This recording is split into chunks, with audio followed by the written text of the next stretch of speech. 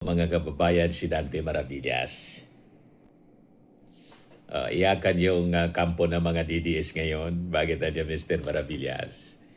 Yung in-endorse nila na kandidato na ang sabi lamang sa survey sa pagka-congressman ng 2nd District ng Antipolo, talo, ang layo.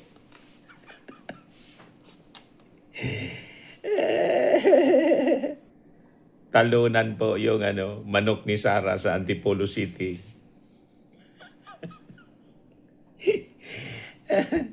Ang panalo mga kababayan, so yung anak ni Akop, Akop wagi sa Antipolo Special Election. Nangakong hindi bibiguin ang mga constituents. Kaya sabi ko sa inyo, huwag kayong naniniwala sa mga pa-survey nila. Ngayon, hindi matanggap ng talo ng manok ni Sara Duterte yung pagkatalo, nag-file ng disqualification. Yung kanyang abogado. Ito, mga kababayan, yung kanyang abogadong si Mark Tolentino.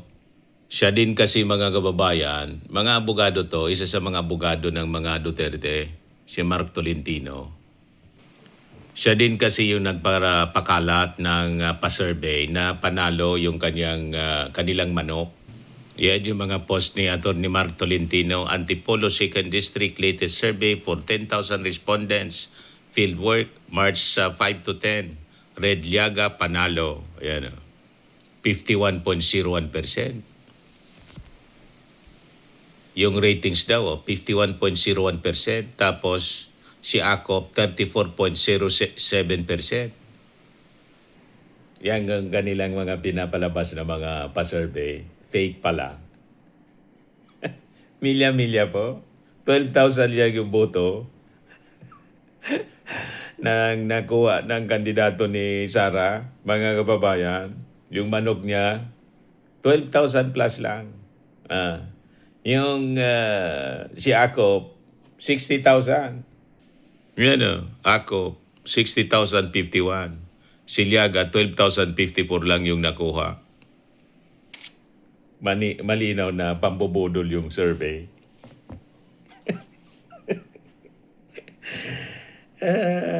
Parehas ng mga pa-survey mga kababayan na si Sara laging mataas ang ratings. Tapos yung performance ratings ng ating Pangulo, negative 3. Si Sara 28 positive. Kung nagpaparapaniwala kayo sa pangbubudol nila, talagang mabubudol kayo. O ngayon, nag-file ng petition po for disqualification. Hindi matanggap yung result. Ito, basahin ko sa inyo. Sabi rito, bilang abogado, sabi ni Atty. Mark Tolentino, bilang abogado ng ilang mga botante ng Antipolo City, pinapaalam namin sa publiko na nagain na kami ng petition for disqualification laban kay Bong Akop sa Commission on Elections dahil sa mga aligasyon ng prohibited campaign practices at illegal electioneering na naganap kaugnay ng halalan. Sabi niya dito, mayroon din kaming natanggap na mga ulat na may ilang guro na nagsilbing election officers na tumangging pumirma sa protest certificates ng mga botante nang walang malinaw na dahilan. Ang ganitong mga insidente ay aming idodokumento at pag-aralan kung may pananagutan sa ilalim ng election laws. Nais naming linawin na ang mga hakbang na ito ay ginagawa upang maprotektahan ang karapatan ng mga botante at mapanatili ang integridad ng halalan. Ipinapaubayan na namin sa Commission on Elections ang wastong pagdinig at pagresolba sa mga usaping ito alinsunod sa batas. Ayan joint petition for disqualification. Final mga kababayan, laban kay Dr. Philip Conrad Doc Bong Akop, ang nanalong kandidato landslide mga kababayan, anak ni dating yung namatay na congressman, Romeo Akop. Ito, naghanap buhay lang naman ito si attorney. Tolentino. Ayan o. Nag-file siya ng disqualification case. Malamang ibasura lang.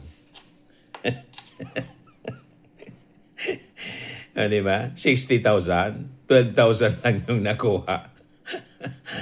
May naniwala din na 12,000 plus.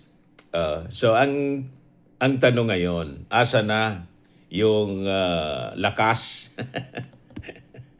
Ang sabi, pag in-endorse si Sara, may magic po. Kaya may mga nag-apply na kay Sara for senator. Sabi ni Sara, in-announce niya, pero allergic ako ngayon sa politika, sa mga politiko daw pala. Allergic daw siya.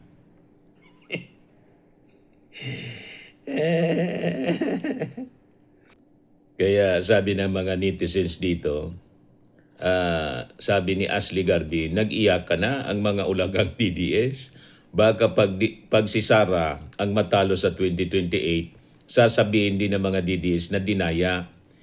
Sa trolls lang naman kasi umasa na malakas sa survey. You see? Sabi ni Eric Silva, kung nakakaboto lang sana ang mga trolls, Sabi ni Kaisley Mary Terera Villena, pag talo, tanggapin na. Hindi matanggap po. Naniwala kasi sila sa sarili nilang kasinungalingan. May yung mga survey nila na ang objective lang, bilogin yung ulo ng mga tao. Ginagamit nila para ma-influence yung desisyon ng mga tao. Ay, mananalo na niya. Doon na lang tayo niya sa mananalo. Hindi na umobra yung kanilang pang-uuto, mga kababayan, sa mga botante. Sabi ni Chis Tihada, ako pa din sila. Ito yung mga ayaw tumanggap ng pagkatalo. Daming dahilan. So ibig mong sabihin, yung ang dahilan, baka landslide ang boto. Dahil lang doon sa kahit ano pang gawin ninyo,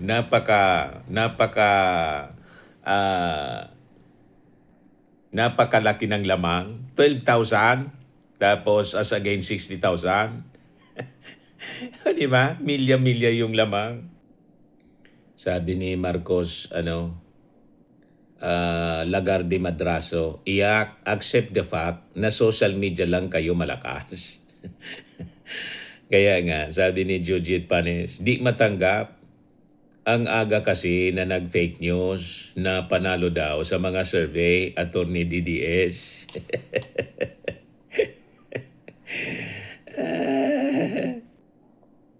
Sabi ni Ani Espinosa, mahal ng tao ang mga angkop, kaya please, wag na gumawa ng kwento. Manong, manahimik na kitang-kita naman, kakaunti lang ang bilang ng tao na may gusto sa kandidato nyo. Kandidato nyo po, tanggapin na lang ng matiwasay, wag na gumawa ng kwento.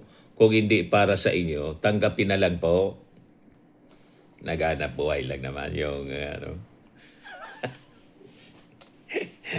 Siyempre, inotos nyo ng ganyang kliyente tuloy na niya natin. Basta't may pambayad. Di ba? Anyway, yun lang po, mga kababayan, yung ating short video ngayon. Ako po si Dante Maravillas. Bye-bye po. God bless.